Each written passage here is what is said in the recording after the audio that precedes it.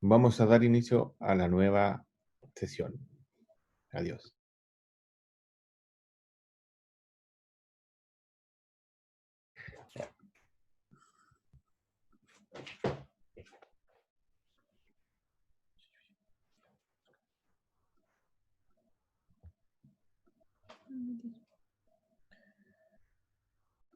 Ya. ¿Qué pasa aquí? Ya. Para verme. Aquí.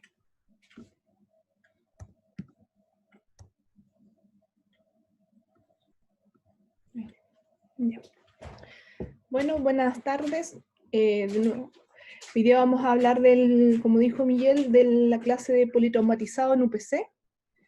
Mi nombre, como me presentó, es Paula Flores, soy cirujana del Hospital Regional y voy a tratar de explicar este tema aterrizado al escenario de la UPC. Ya. Esto, el clásico abordaje en pregrado y en general del tema del politraumatizado tiende a ser en relación al manejo de la TLS, que habla clásicamente del manejo del ABCDE del trauma. Ahora este manejo, si bien está muy estandarizado, está muy difundido a nivel mundial, es un manejo que está enfocado principalmente en el prehospitalario y en el manejo de urgencia, que se aleja bastante de lo que ven ustedes y lo que se ve en la UPC, cuando el paciente ya ha pasado por toda esta etapa de evaluación, de determinación de las lesiones y tratamiento inicial, y ya tenemos que empezar a preocuparnos de las consecuencias más posteriores del trauma, más que del el manejo inicial. Por lo tanto, en esta clase no vamos a hablar mucho del ABCD. ¿Por qué el politraumatizado es importante? Así como decía Miguel, que les han llegado varios pacientes a la UPC del tercero ya, esta es una patología frecuente. En nuestro país la estadística que tenemos habla que es el 10% de los egresos hospitalarios corresponden a politraumatizados, que es la cuarta causa de muerte, siendo el 8,9% de los pacientes. El 13% de la mortalidad en hombres en Chile y el 39% de la mortalidad en el grupo de 10 a 49 años, o sea, la población laboralmente activa y pacientes en que las secuelas son importantes. La causa más frecuente a nivel país y a nivel mundial son los accidentes de tránsito. También están considerados las caídas de altura, las agresiones por violencia y en el ámbito militar claramente hay otro grupo importante. Ahora, ¿cuándo hablamos de un politraumatizado? Porque no todo paciente que llega a la urgencia o que llega al hospital por una lesión va a ser un politraumatizado. Un paciente que jugando fútbol se tuerce un tobillo, se fractura un tobillo, no es un politraumatizado. Entonces, ¿cuándo hablamos de politraumatizado? Cuando hay un sujeto sometido a un daño corporal agudo con dos o más lesiones traumáticas graves periféricas, viscerales o mixtas que comprometen la vida. Qué importante aquí quedarse como concepto dos o más lesiones traumáticas y que comprometan la vida, que pongan en riesgo la vida del paciente.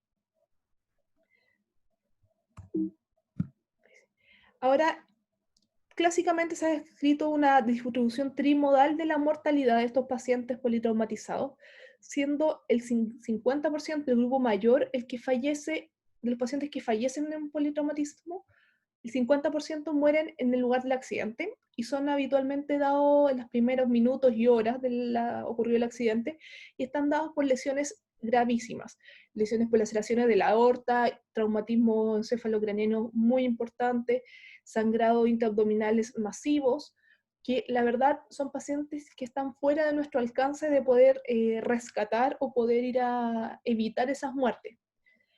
Después está el 30% que muere en esta hora dorada, que es bien conocida en el manejo de la TLS y el manejo del trauma inicial en el prehospitalario, que son lesiones graves, como el neumotórax hipertensivo, el hemotórax masivo, los traumas de vía aérea, que son lesiones graves, pero que nos dan algo de tiempo para poder actuar.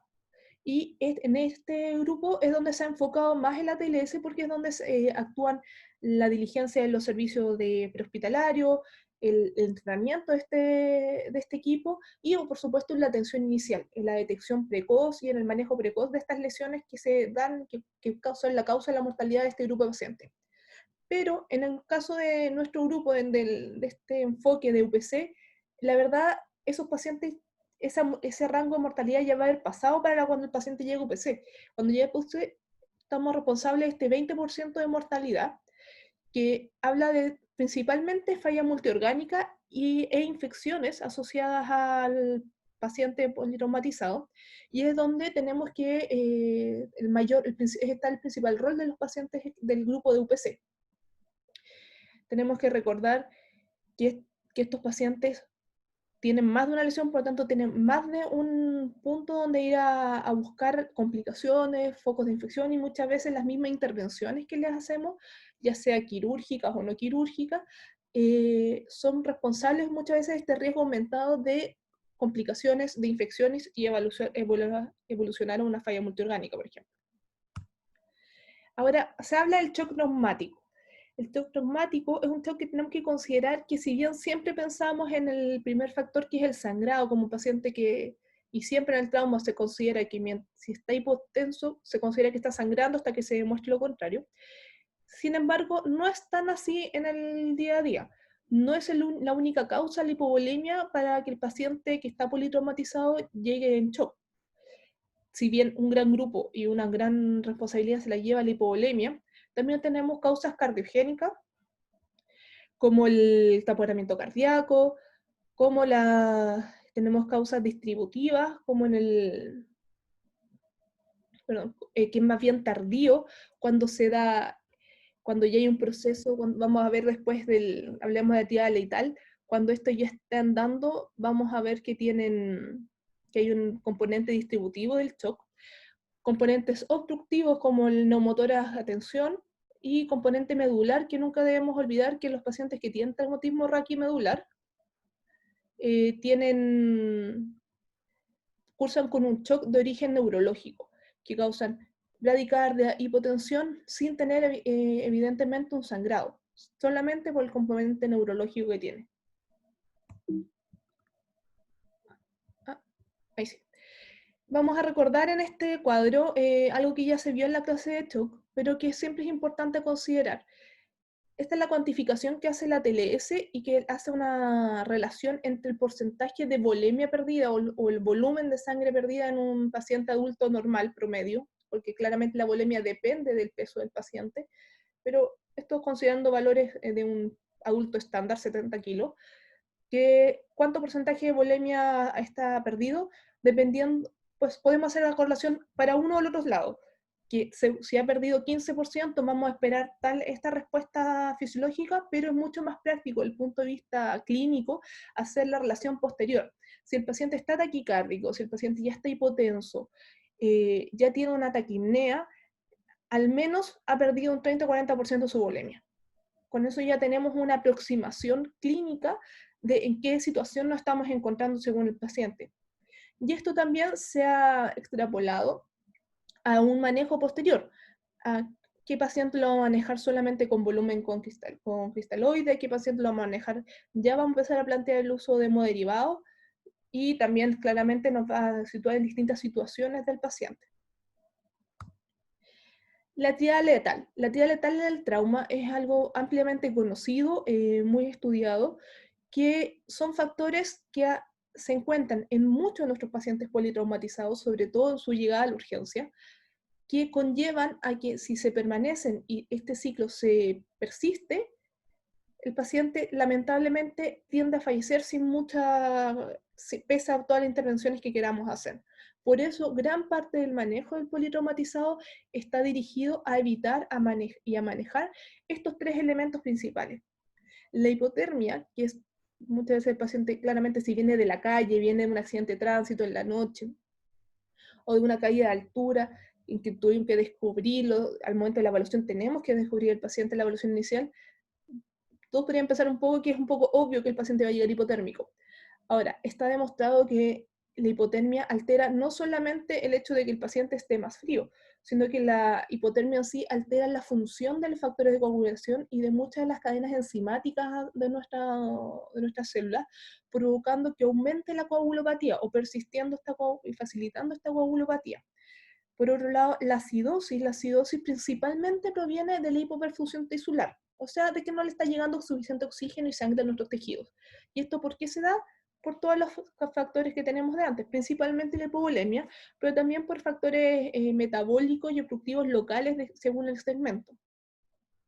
Esta acidosis en sí ya causa una disminución del gasto cardíaco y ya disminuye la sensibilidad a las catecolaminas en nuestro cuerpo, pero además favorece, va en conjunto y va haciendo un ciclo vicioso, aumentando aún más la coagulopatía y la cual favorece aún más el sangrado.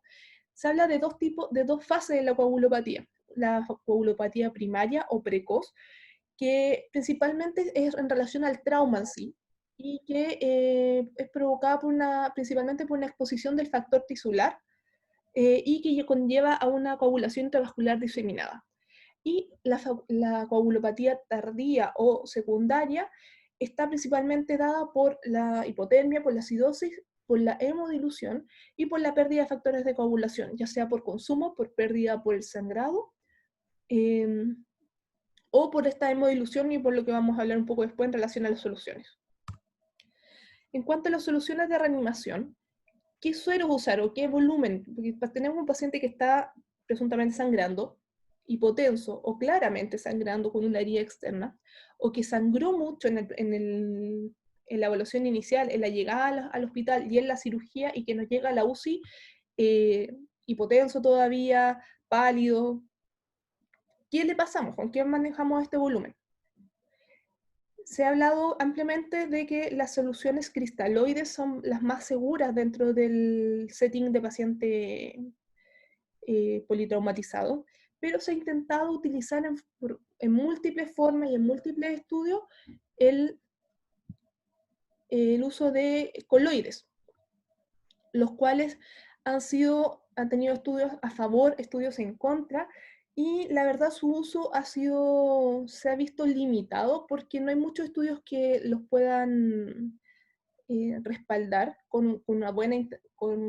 que sea una intervención segura y que le dé un beneficio al paciente, pese a que en la teoría serían mejores expansores de volumen que los cristaloides.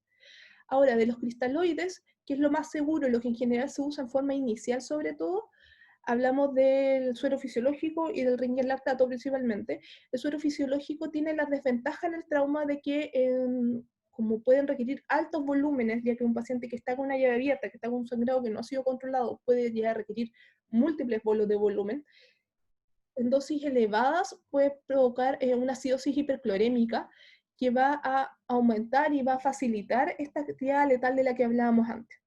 Por lo tanto, se trata de evitar un poco y se ha preferido dentro de los cristaloides el ringer lactato.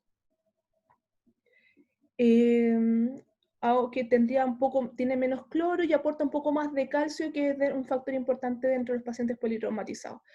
Dentro de los coloides, como les decía, la verdad un poco va a juicio clínico, a indicación médica, pero en general no se usan mucho. Y la albúmina definitivamente está contraindicada, sobre todo en el paciente con TEC. Está demostrado que aumenta la mortalidad y que no genera ningún efecto beneficioso en estos pacientes. Por lo tanto, la albúmina no se utiliza en pacientes en un politraumatizado. Ahora hay un concepto dentro de todo esto que hablábamos del suero, de qué suero le pasamos, que si le pasamos mucho suero se va a hemodiluir, que la acidosis. Hay un concepto que ha nacido en los años, más o menos en los años 2000, que habla de la reanimación de control de daños. ¿Qué es esto? Es una reanimación que se ha visto que si llega el paciente con un sangrado importante, hipotenso, hipovolémico, y le pasábamos 3 litros de cristaloides, el paciente después lográbamos controlar la hemorragia, se lograba controlar esa parte, pero después andaba peor, por lo que hablábamos antes de la tirada letal, de la hemodilución, de la coagulopatía, de la acidosis. Por lo tanto, se empezó a buscar otra manera de manejar a estos pacientes. Se habla de la reanimación hipotensiva, y la reanimación hipotensiva es, aunque suena raro, porque antes pensábamos siempre en tratar de llevar a nuestro paciente a la PAM más alta posible, o sea, manejarlo con volumen y manejarlo con PAM sobre 70, como un paciente, digamos, con un shock, entre comillas, normal, y se vio que como en un paciente que tiene llave abierta, o sea, un paciente que está aún sangrando, el manejarlo con presiones más altas aumenta el sangrado, aumenta los requerimientos de volumen y aumentaba todo el proceso que ya hemos hablado. Por lo tanto, se retrocedió un poco en ese tema y lo que se habla de una reanimación hipotensiva, que es permitir, o reanimación permisiva, hipotensión permisiva, que es permitir que el paciente tenga presiones no tan altas, o sea, que se mantenga hipotenso dentro de un rango habitualmente con Pamperi 50, que asegure una mínima de perfusión tanto de los tejidos cerebrales, a nivel cerebral, como de los tejidos esplánicos, del riñón y los demás, pero sin pasarnos al lado de la normotensión, que aumentaría el sangrado y aumentaría los requerimientos de volumen. Segundo punto importante, control rápido de la hemorragia. Esto claramente se hace en el servicio de urgencia y en el pabellón, que según donde sea el sitio de sangrado, se hace un control rápido. O sea, en el hospitalario se pregona la compresión precoz y efectiva, y en el intrahospitalario, por supuesto, la manejo con cirugía rápida. Y en este punto de del control rápido de la hemorragia, se habla del concepto de cirugía de control de daños, que lo voy a mencionar un poco más después. Tercer punto, la reanimación hemostática y limitar los cristaloides. Estos dos puntos van de la mano. Se trata de disminuir el requerimiento o la administración del volumen de solo suero, solo cristaloides, y administrar en forma precoz hemoderivados. Como habitualmente en relación 1:1:1, eso me refiero a unos glóbulos rojos con una unidad de plaquetas con una unidad de plasma fresco.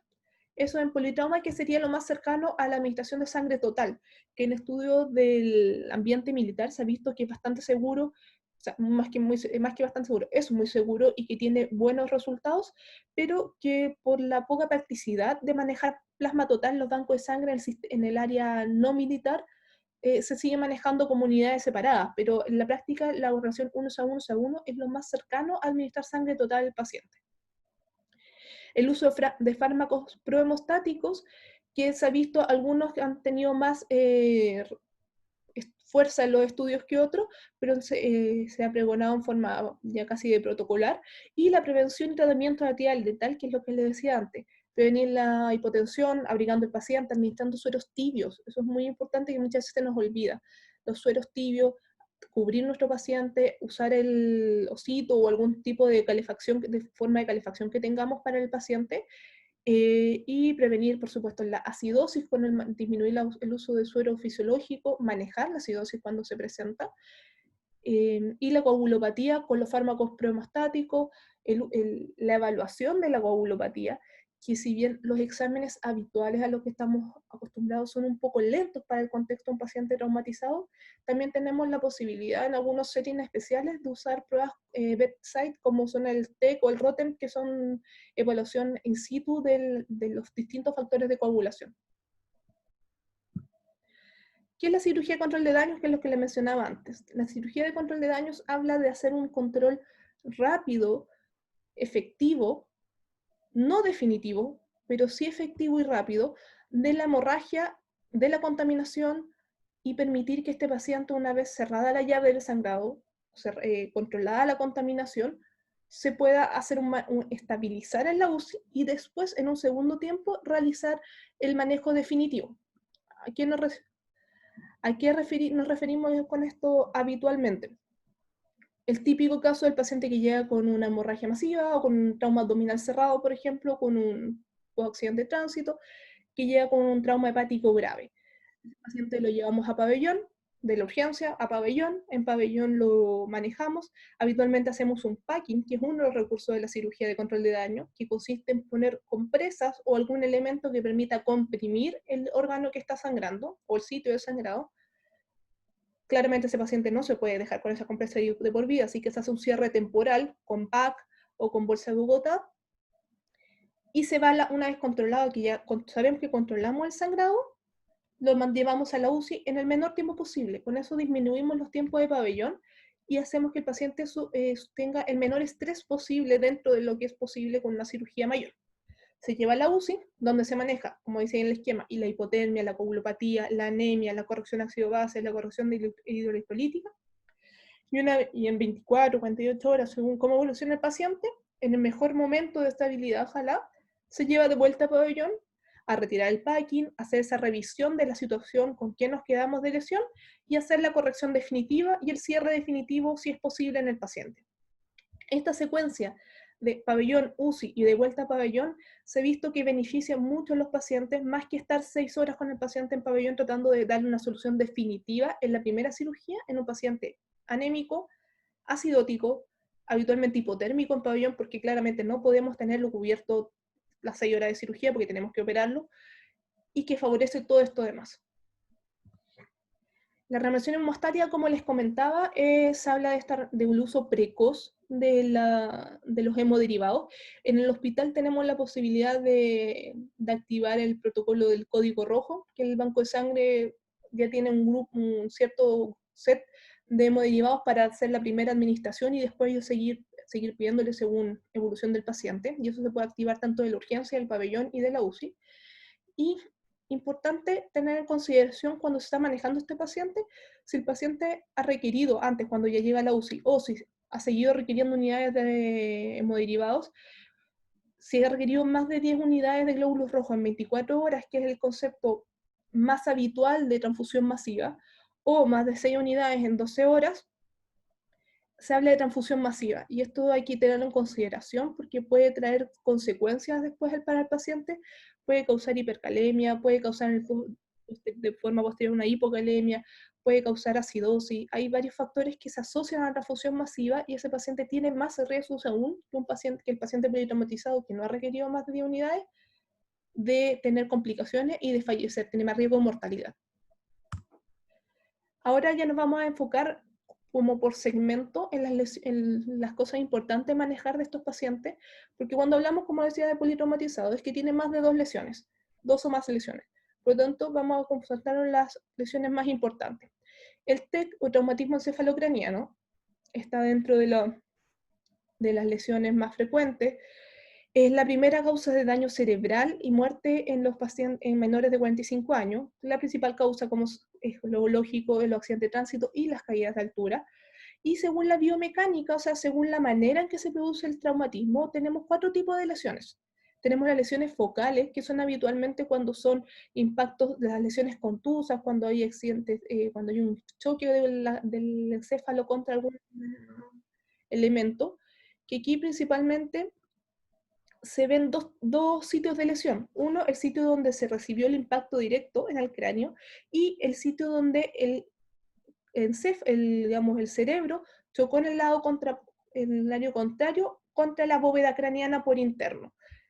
Por lo tanto, podemos tener 2 sitios de lesión, siendo una lesión contusa o lesión focal.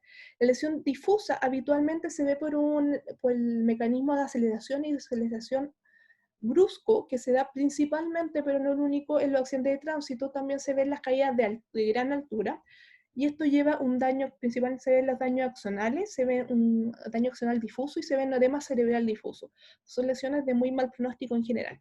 Lesión penetrante, principalmente en nuestros medios la vemos por lesiones de arma de fuego, en que vemos un punto de entrada y vemos un tejido cerebral muy dañado durante todo el trayecto, con edema alrededor de este trayecto. Y las lesiones por estallido son principalmente en el ámbito militar, no las vemos mucho en nuestro medio, pero que se ve principalmente por esta generación de ondas y exposición a una gran presión del encéfalo.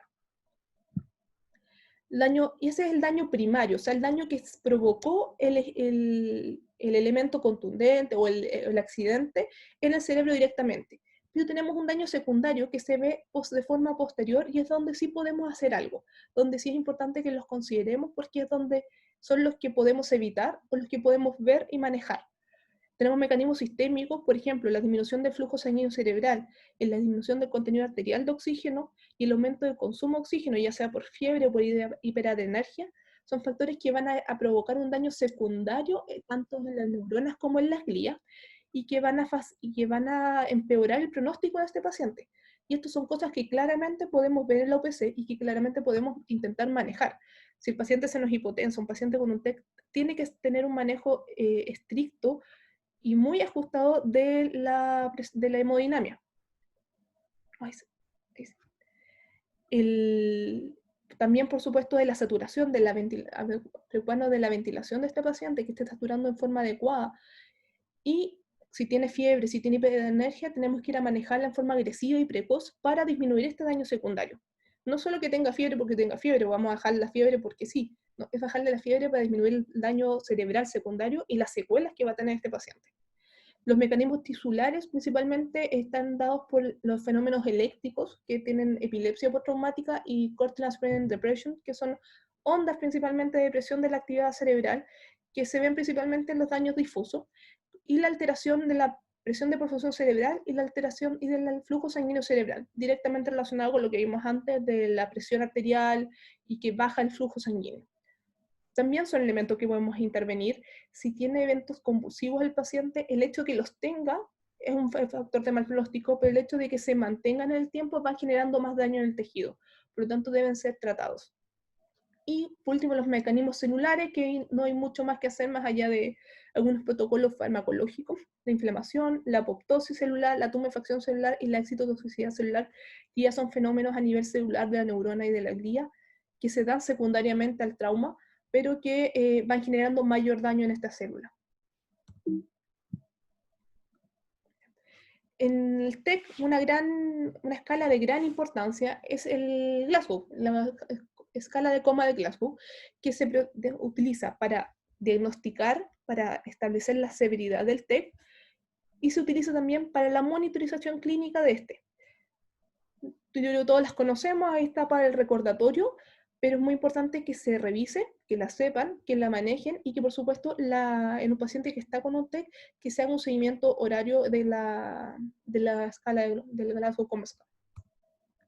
Y la otra escala que utilizan mucho los neurocirujanos al momento de ingresar a este paciente para saber cuál es de qué forma se caracteriza esta lesión al principio de la llegada y cómo ha ido evolucionando, esta que es la escala de Marshall, que es una escala radiológica, es una escala que manejan los neurocirujanos, lo ven con el escáner del ingreso del paciente y con eso van categorizando, y eso tiene que ver con la incidencia de hipertensión intracraniana, lo que lleva al riesgo o a la necesidad de hacer una descompresión, la necesidad o indicación de ponerle un medidor de PIC, de presión intracraniana, y por supuesto, así como se ve en la última fila de la tabla, el pronóstico de estos pacientes, qué tan bueno o qué tan mal pronóstico tienen según el tipo de lesión que tienen al ingreso.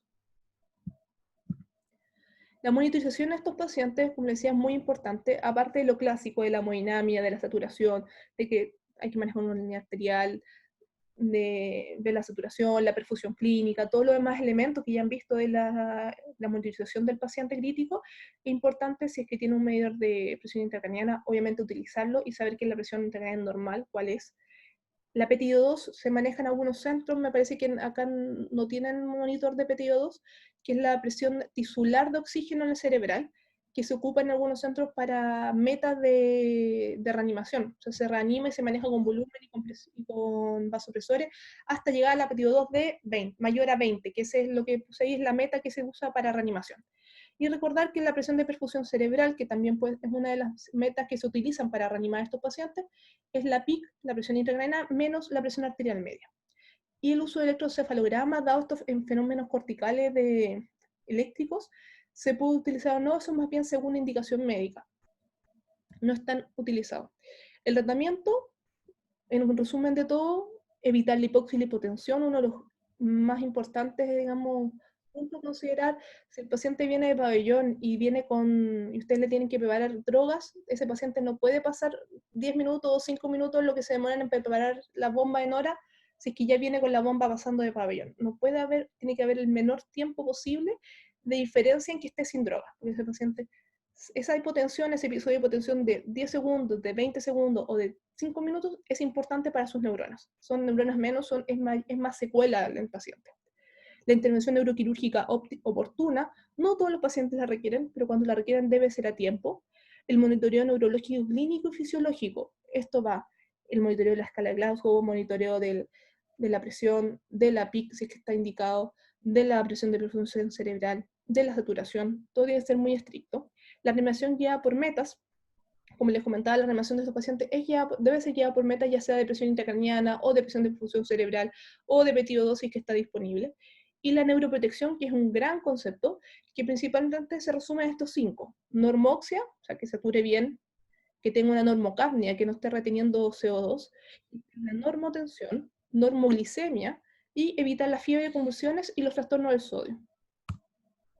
En el traumatismo de columna, tenemos que el 85% de estos traumatismos son en hombres de 15 a 35 años. Y principalmente vamos a tener dos tipos de patrones de daño, daño completo o incompleto. Esto dado más que nada por la clínica. Si el daño es completo, quiere decir que no tiene sensibilidad ni actividad motora desde el nivel lesionado hacia distal. Y incompleto se habla cuando tiene alguno de los dos, persiste con sensibilidad o persiste con actividad motora en algún grado del nivel afectado hacia distal. El manejo de estos pacientes principalmente está, el primer punto siempre y lo más conocido y lo más ampliamente visto es la inmovilización, y esta inmovilización debe ser con collar rígido, cervical rígido y tabla espinal. Esta, mientras no se haya descartado la lesión mientras no se ha evaluado en forma dirigida el traumatismo raquimédula. ¿Qué quiere decir con esto? Que el paciente ingresa a la urgencia con esta tabla espinal y el collar cervical, se va a su evaluación ya sea con radiografía o con escáner de la columna, vuelve, si no ha sido evaluado por neurocirujano que descarte lesión, tiene que mantener con esa tabla espinal y el collar rígido. El collar rígido sin tabla espinal no sirve de mucho. Y si llega a la UCI, y aún no ha sido, qué cosa rara, pero si es que llegara a no haber todavía sido evaluado por un neurocirujano y que no se haya descartado completamente la lesión, debe mantenerse con la munición. En el momento que se descarta o se diagnostica, ya el manejo cambia y ya el mismo neurocirujano habitualmente indica el retiro de la tabla y indica el retiro del collar cervical si es que es posible, y se indica el manejo. Ya sea si que requiere descompresión de urgencia, o que tenga una cirugía diferida, o si lo que requiere es reposo absoluto, hasta que sea resuelto alguna otra cosa. Ahí se van dando las indicaciones según la lesión. La tabla espinal es hasta que se descarta o se diagnostica y se define el manejo de la lesión. La estabilización médica es el segundo punto de gran importancia. La oxigenación, debemos recordar que por una parte tenemos que tener una buena oxigenación porque la columna y la médula es tejido neural, por lo tanto van las mismas características del manejo de la neuroprotección que hablaba del TEC, caen en esta categoría, pero con la salvedad de que las lesiones que son de C5 hacia superior, hacia proximal, o sea, de C2 en general hasta C5, van a tener en algún minuto, tienen alto riesgo de tener una depresión respiratoria, ya sea porque se altera la inervación de los músculos respiratorios, por lo tanto, mientras más distal la lesión, menos clínica va a tener, pero eventualmente, mientras más distal, hay más músculos que puedan usar todavía para respirar, pero van a caer, esos pacientes fácilmente caen en agotamiento, por lo tanto hay que estarlo monitorizando en forma precoz y realizar la intubación ya sea orotraqueal o nasotraqueal si tiene trauma facial importante en forma precoz para que no comprometa la oxigenación del paciente. La kinesioterapia, la movilización, el manejo de secreciones precoz, todo esto tiene que ser precoz y agresivo, obviamente con el pase según el tipo de lesión y según las indicaciones, pero no puede ser porque estos pacientes, una de las principales complicaciones que tienen son las neumonias por aspiración. Entonces, este paciente y a las atelectasias. Por lo tanto, si no se manejan en forma precoz, no las prevenimos, estos pacientes después van a caer en este grupo de mortalidad por infecciones tardías. Tercer punto es la hemodinamia, el shock neurogénico, como les comentaba, que estos pacientes habitualmente pueden caer en el shock raquimedular, que es hipotensión y bradicardia, lo más clásico. Hay que manejarlos con volumen en este caso, cuando ya se descarta todo el resto y ya el paciente no está sangrando, ya salimos de esta situación de agudo, la idea es manejarlo ya sea con volumen para BAM sobre 85, y si no se logra esa meta con volumen, hay que utilizar el inicio de drogas vasoactivas, principalmente priorizar en estos pacientes el uso de noradrenalina o adrenalina si que fuera necesario, y el uso de atropina si la frecuencia cardíaca baja de 40. Habitualmente es transitorio y después del manejo médico tienden a mejorar y pasa esta etapa de shock. Un punto importante, la prevención de la enfermedad tromboembólica. Estos pacientes tienen alto riesgo, hasta un 50% presenta enfermedad tromboembólica, por lo tanto hay que utilizar las medidas que correspondan. Si está autorizado, habitualmente después del tercer día se puede utilizar fármaco en forma precoz, en forma segura, pero en forma previo a esto hay que empezar con la compresión neumática intermitente que está disponible. Los corticoides inicialmente en algún minuto se planteó como un protocolo estricto que había que utilizarlo. La evidencia actual no es tan así, por lo tanto ahora actualmente se utilizan según indicación médica, según la indicación del neurocirujano o del residente de turno. y la reducción y la descomposición oportuna, como les comentaba, si es que la lesión tiene indicación quirúrgica, tiene indicación de hacer una reducción o descompresión quirúrgica, debe ser realizada en el momento adecuado. En el traumatismo cervical, el manejo de UPC no es mucho, pero sí es importante saber que hay dos grandes elementos, vía aérea y grandes vasos, que es lo más importante a considerar. El paciente con traumatismo vía aérea va a llegar a una UPC ya intubado, si no, no va a llegar, no alcanza a llegar si es que no se maneja la vía aérea. Ahora, ¿cuáles son los signos clínicos que podrían hacerlo ustedes sospechar un traumatismo de vía aérea en un paciente que después que se pasó por desapercibido? Si es que tiene enfisema subcutáneo, que tenga estridor, principalmente eso.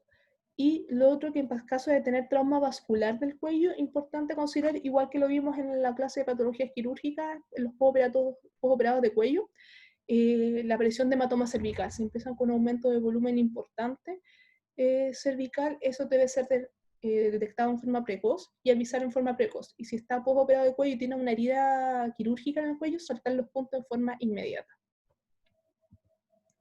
El traumatismo torácico, tenemos, habitualmente de forma clásica se divide en traumatismo abierto y cerrado, pero eso es más que nada para el manejo nuestro de la urgencia y del manejo quirúrgico de los traumas.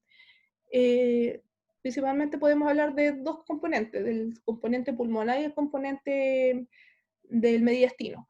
En el caso del pulmonar, tenemos principalmente patología como de la pared torácica, como son las fracturas costales, que en general una fractura costal simple se ve habitualmente en los pacientes politraumatizados y que más allá de la fractura en sí no genera una gran complicación más allá del dolor, que eso sí es muy importante manejarlo para que el paciente pueda ventilar de forma adecuada, pues no hipoventilan por dolor. Lo más importante en esos pacientes es la contusión pulmonar subyacente al sitio de la fractura. Hay un pulmón contundido que tiene alto riesgo de generar una neumonía y, por supuesto, produce una alteración de la oración BQ.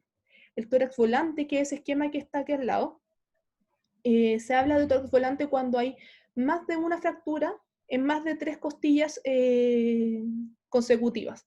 O sea, que nos genera, a ver,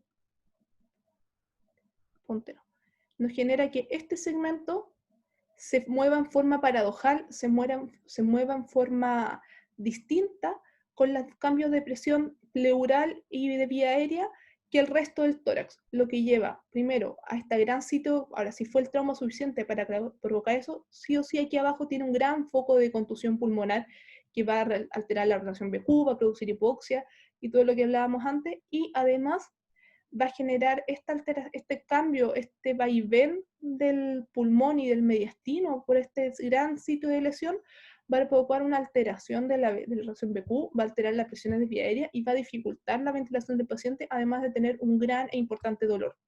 Por lo tanto, los pacientes con tórax volante se deben manejar intubados, se deben manejar con ventilación mecánica y con una adecuada analgesia.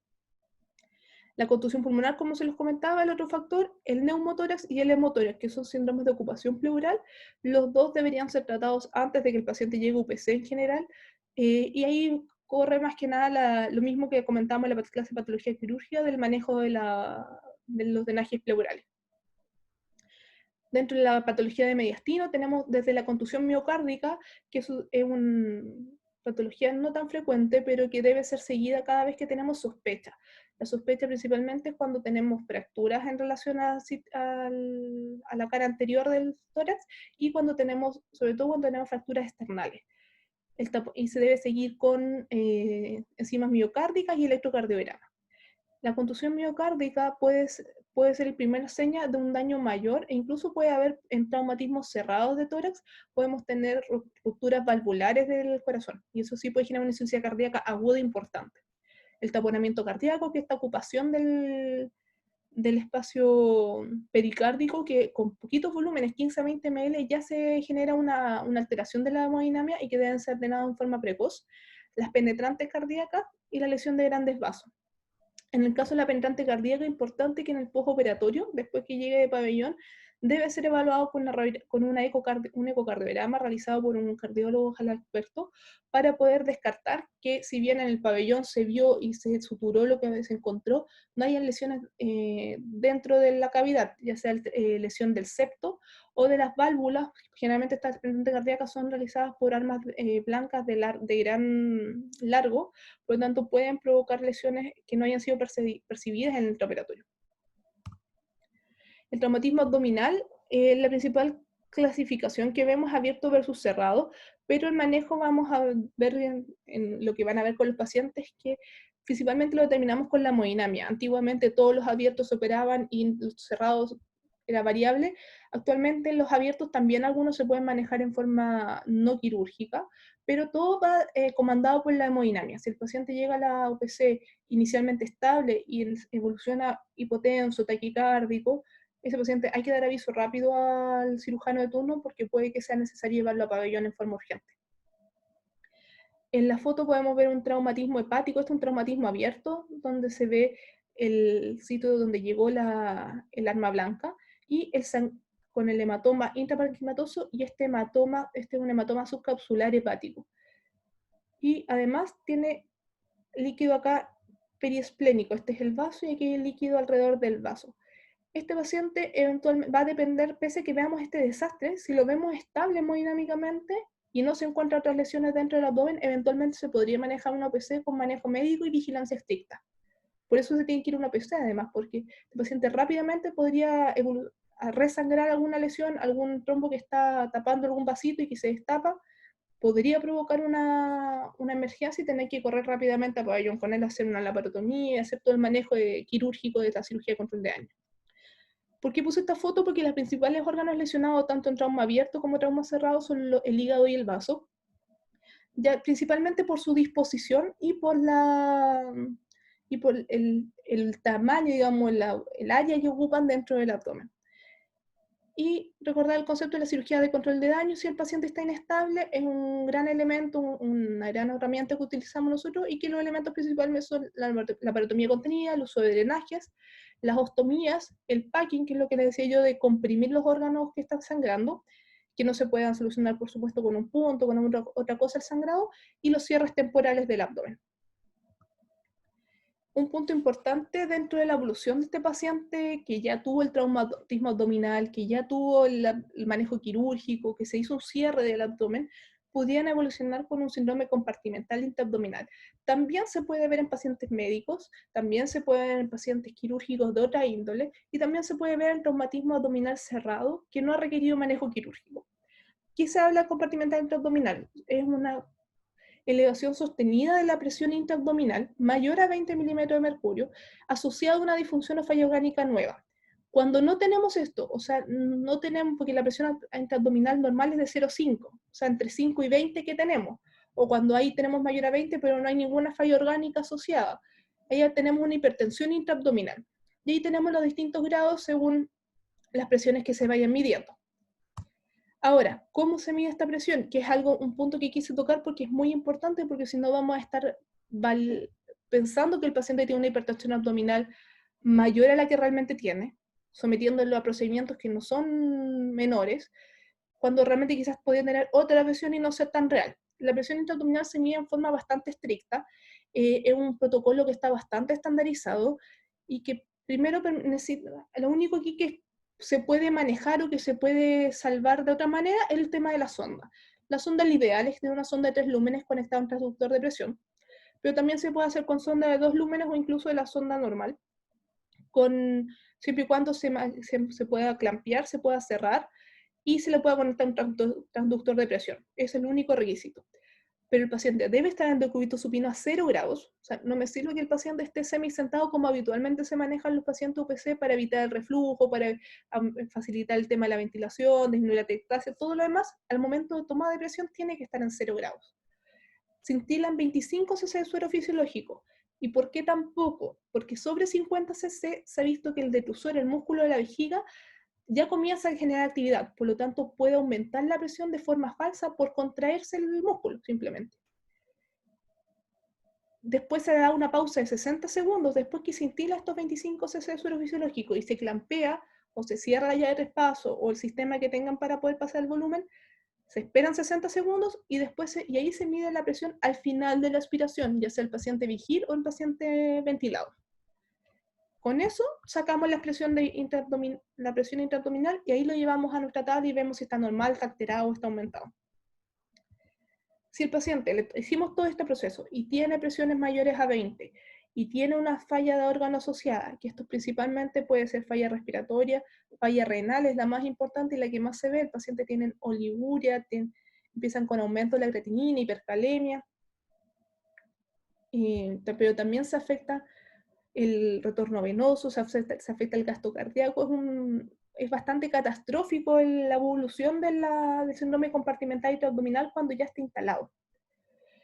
Tienen también alteraciones gastrointestinales, disminuye la perfusión del territorio esplénico, por lo tanto hay isquemia mesentérica, hay todo un fenómeno que va ocurriendo. Entonces ya tenemos al paciente con este síndrome instalado. ¿Qué hacemos con el paciente? Primero, sedación y analgesia. Si al paciente le duele, si el paciente está contrayendo, haciendo esfuerzo ventilatorio, va a hacer aumentar aún más la presión intraabdominal con cada contracción del abdomen que haga. Por lo tanto, el paciente que esté tranquilo, si no se logra tenerlo tranquilo solo con analgesia, es necesario sedarlo. Aunque suene obvio, hay que retirarle las fajas. Si el paciente lo tienen con una faja, lo tienen con algún tipo de contención abdominal, tiene algún tipo de elemento que restrinja el abdomen, hay que liberarlo. La posición en este caso puntual debe ser de menos de 20 grados, idealmente un 0, pero idealmente lo mínimo es menos de 20 grados, y por supuesto evitar el prono que va a comprimir aún más el abdomen. El uso de bloqueo neuromuscular está dentro del manejo, si es que con todas estas medidas iniciales no se logra bajar la presión intraabdominal. La evacuación de contenido intraluminales, y esto nos referimos a todo lo que esté dentro del tracto gastrointestinal, sonda nasogástrica y sonda rectal a caída libre ambas, el uso de prokinéticos, el uso de enemas para facilitar la eliminación del contenido del colon, minimizar o suspender incluso la alimentación enteral, que de todas maneras no se va a estar absorbiendo de forma adecuada porque el paciente, sufre esta isquemia mesentérica. La colonoscopía descompresiva es poco utilizada, pero es una herramienta más que se podría plantear. Si el paciente tiene colecciones o tiene ascitis, hay que ir a drenarlos para van a facilitar disminuir la presión intraabdominal. Y el manejo de fluidos para balance negativo. Este paciente va a ir a uso de diurético, va a ir a restricción de volumen, incluso puede requerir hemodiálisis y ultrafiltración. ¿Por qué si este paciente ya está con falla renal, cómo le vamos a eliminar diuréticos, cómo le vamos a restringir volumen? Vamos a ver que la falla renal de estos pacientes no responde a volumen, porque no es dependiente de eso, es porque se comprime la vena renal, se comprime la arteria renal, hay un aumento de la presión sobre el riñón en sí mismo, por lo tanto el problema no es que no le llegue volumen, el problema no es que no tenga volumen para llegar, sino que no le puede llegar, por lo tanto lo que necesitamos primero, bajar el edema, bajar todo el volumen para bajar la presión y después de eso vamos a ver que el paciente va a empezar a orinar. El otro punto es mantener la presión de perfusión abdominal, así como la presión de perfusión cerebral, presión de perfusión miocárdica, todo lo demás, hay de abdominal mayor a 60 milímetros de mercurio, y esto se calcula restando la PIA, la PAM, perdón, la PAM, la PIA. Y el último punto a considerar para el manejo de estos pacientes es la laparotomía, que es abrir el punto de rescate, que es abrir el abdomen para liberar la presión. Y ahí se deja con una bolsa de Bogotá o con un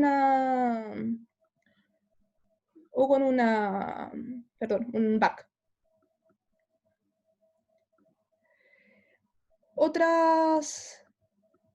El caso de trauma vascular, pasando a otro punto ya, tenemos la isquemia aguda principalmente y el síndrome compartimental.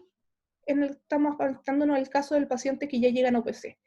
La isquemia aguda, que sería en el caso ya sea de un trauma vascular no detectado inicialmente o en el postoperatorio de un paciente que requirió un bypass para poder revascularizar su extremidad, que en el caso que el bypass se trombose o se altere, y el síndrome compartimental, que es una inflamación importante de la extremidad, se ve un gran edema, mucho dolor y disminución de la perfusión distal, y esto se ve principalmente en los casos de aplastamiento o cuando hay fracturas importantes que generan un gran daño a nivel de las partes blandas y de los músculos.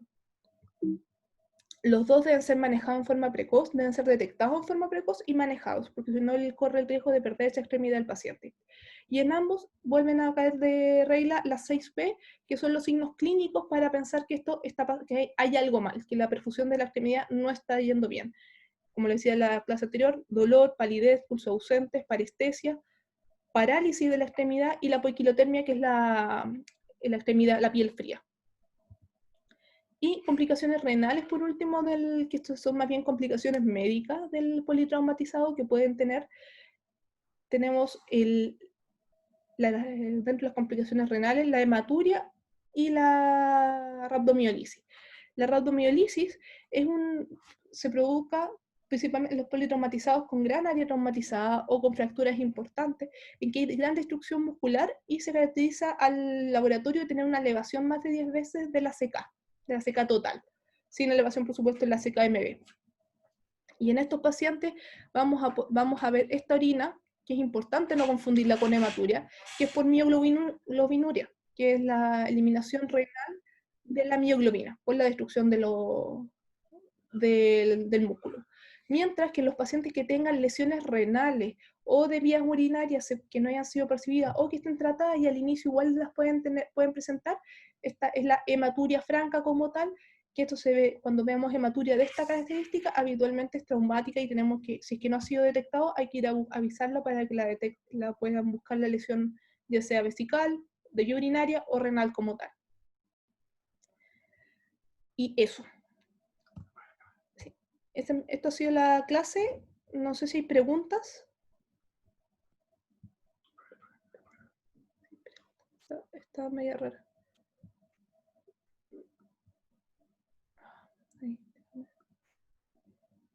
Ahí sí. Ahí para la cámara.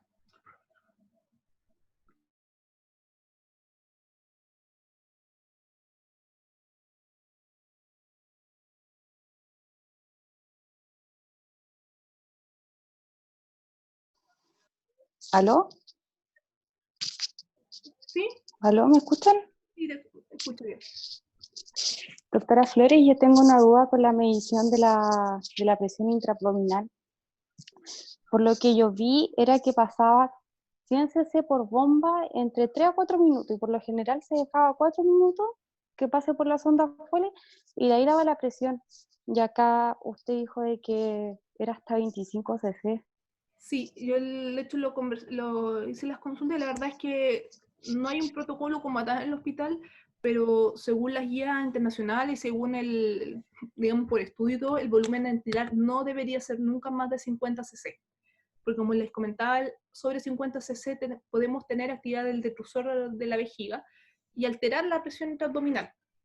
Entonces, ese es el volumen, digamos, que está demostrado que debemos ventilar y no sobre ese. Sé que hay en algunos lugares o en algunos funcionarios tienen la costumbre de ventilar más, y la verdad es lo que está demostrado es que tiene que ser menos de 50. Podría ser 30, 40 eventualmente, sí, pero siempre menos de 50.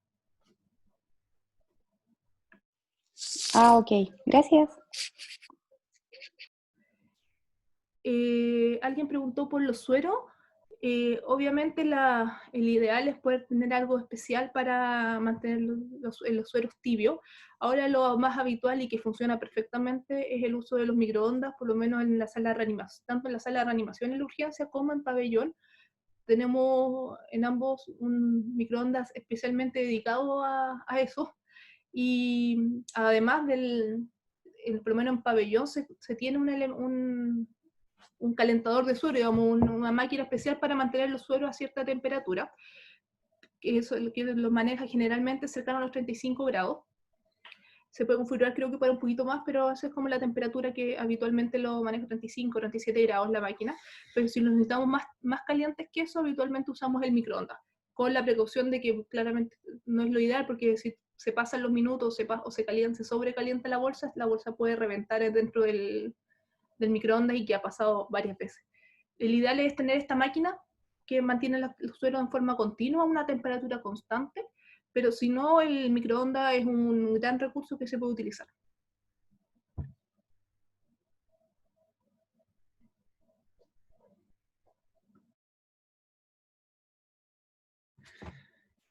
¿Alguna otra pregunta? Si no tiene ninguna otra pregunta, damos gracias a la doctora por su tiempo y damos por finalizada la reunión. Así que eso, hasta luego.